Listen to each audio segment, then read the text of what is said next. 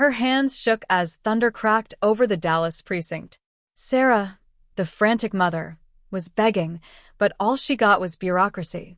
Officer Miles, the lieutenant, looked at his watch, not her tears. "It's just a storm, ma'am.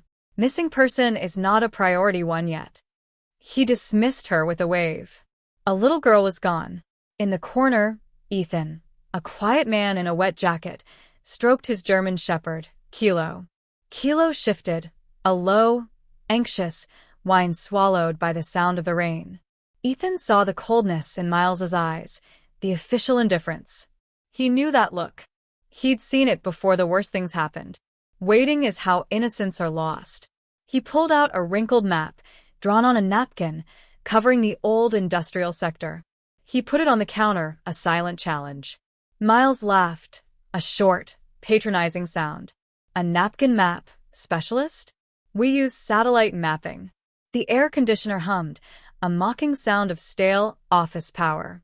Ethan didn't argue. He just stood up slowly. "I'm not a specialist anymore," his voice a low rumble. "I was a K9 handler for 7 tours. Kilo wasn't trained for pets. He was trained to find explosives in a hurricane." He dropped his worn military document onto the desk. The desk sergeant, Greg, squinted at the seal, his tired face instantly stiffening with recognition. The smooth, arrogant confidence on Miles's face fractured.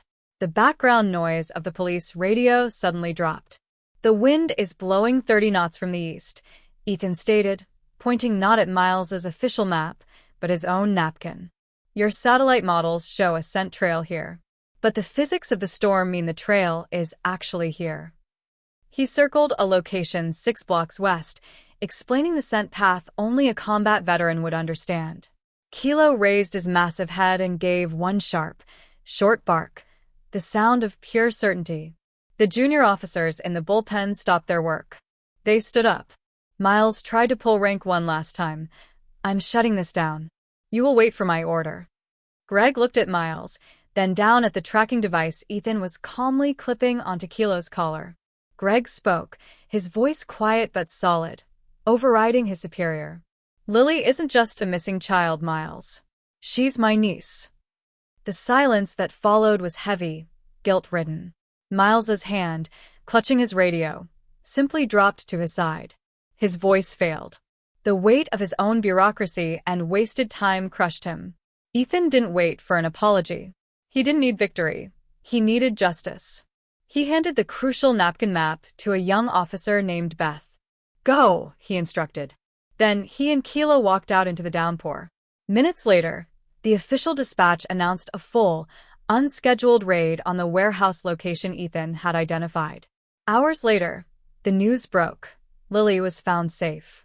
Kilo's nose had beaten the satellite, and a quiet man's integrity had beaten corruption. A new policy bulletin was taped up in the precinct that night.